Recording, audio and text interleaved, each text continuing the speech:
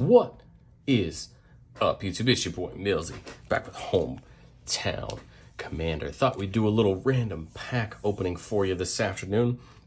Went by one of the new local game stores I've been checking out. They have really good prices on packs, especially collector's boosters. And I thought, why not have some fun? These are 3 sets over the last year or so that I've really enjoyed. And I thought, why not have some fun and open up some collector boosters? So let's start with the eldest set, Midnight Hunt. Of course, there's a lot of really cool things in Midnight Hunt. Unfortunately, there's not a lot worth a ton anymore. I mean, of course, Meat Hook Massacre is the thing that you want more than anything else. Let's have some fun. Let's see what we can get. Maybe going through our commons and uncommons. Pretty land there. The one cool thing about Innistrad was all of the lands that we could get. We have a foil Memory Deluge. Memory Deluge is a cool card. I've still been trying to find a place for a commander, but I think it's a cool card. It has a lot of good uses. Drown in Dreams. There we go. Draw a spell. If you control your commander as you cast it, you can do both. Pretty cool card for my Zaxara X deck that I've been playing with for a while. Unnatural Growth. There we go. One of my favorite enchantments from this set. Beginning of combat, doubling the power of each creature you control. This is really cool for your combat decks, especially your big boy green decks. So there is that. Candlegrove Witch in the showcase frame. Tireless Hauler in our showcase frame. And there we go. Catilda Dawnheart Prime. Love this card. Very useful in a lot of decks, but especially in human decks. Allowing them to tap for a mana of any color. We have a foil Hound Tamer. And our big boy rare is Falconwrath Pit Fighter. And we get our flip token, Spirit and Bat. So, Midnight Hunt, I think we did okay. I mean, I love Unnatural Growth. Drown in Dreams is a great draw spell. And not too familiar with Falconwrath Pit Fighter, but definitely an interesting card. We will move on to Neon Dynasty next. This is the one I'm probably the most excited for of the 3. Neon Dynasty is a set that I truly loved, mainly more than anything because of the shrines. I have a shrines deck I had played for a while with Sisei as the commander, and then we got Go Shintai. So let's kick it off with our commons and uncommons. Colossal Sky Total there, really fun card. Not only because it's a big boy, but for those 2 channel abilities. A Long Reach and Night. Ooh, we get a foil mountain. Love the look of these Kamigawa lands. One of my favorites they've done in the last 2 years. Really wish you could get more of them in every pack, but that's okay. Here the Ancient Fang, Eternal Subduer, we got Fang of Shigeki. Really fun 1/1 there. Useful for all of those Finn the Fangbearer decks. Got Coiling Stalker. All right, we start with Satsuki, the Living Lore. Interesting commander. It's something I wish I could have.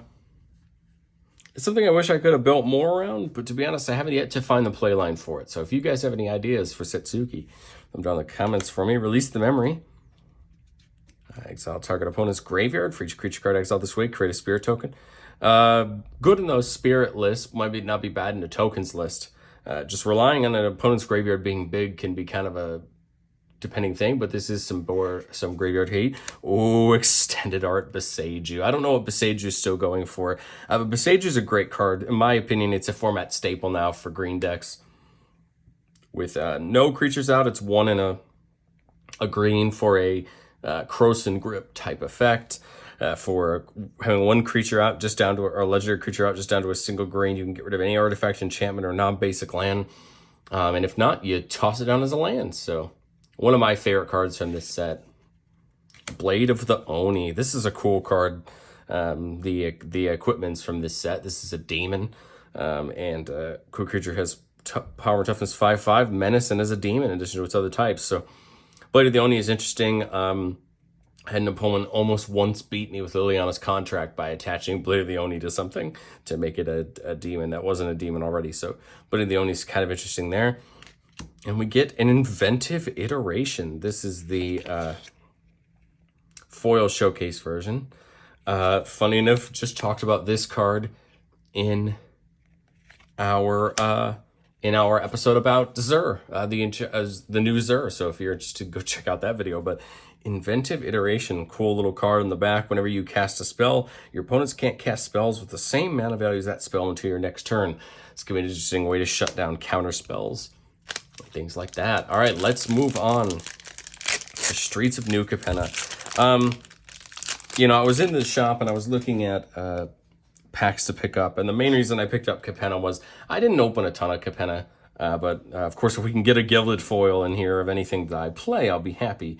But I just genuinely enjoy Capenna. I like 3-color sets. Of course, Mikey and I share our love for Tarkir, and this is a fun set. Of course, the opposite of the Tarkir colors. So Witness Protection's a fun little card. I have yet to really play it in Commander, but I feel like it's pretty cool, especially on Brawl and things like that. Take to the Streets, Disciplined Duelist.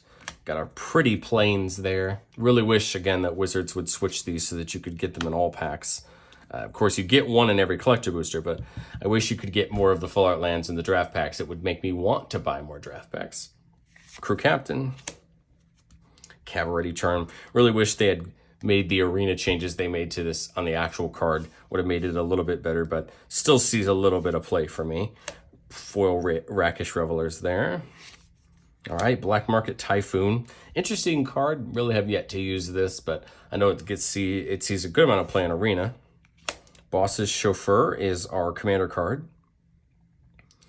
Enters the battlefield with a number of +1/+1 counters unequal to the number of to 1 plus the number of other creatures you control. Whenever another creature enters the control, you put a +1/+1 counter on it, and when it dies, you make a token for each counter on it. So, way to potentially get some more tokens. A card like this, I don't think would do very well in my Jetmir list, but I could see this doing well in a Queen Alanal or more of a Selesnya tokens list. I'm sure it might do a little bit better. Sanguine Spy, another regular card. Menace Lifelink. This is interesting. I don't know that I've seen that one before, but it looks like an interesting card. We've got Scheming Fence. Comes in and shuts down some abilities. And then our foil is Swindler's Scheme. Whenever an opponent casts a spell from their hand, you may reveal the top card of your library. If it shares a card type with that spell, counter that spell, and that opponent may cast the revealed card without paying its mana cost. Interesting little card. I can see its use, but I can definitely see why it wouldn't get used. But okay, well, there we go, guys. 3 collector's packs.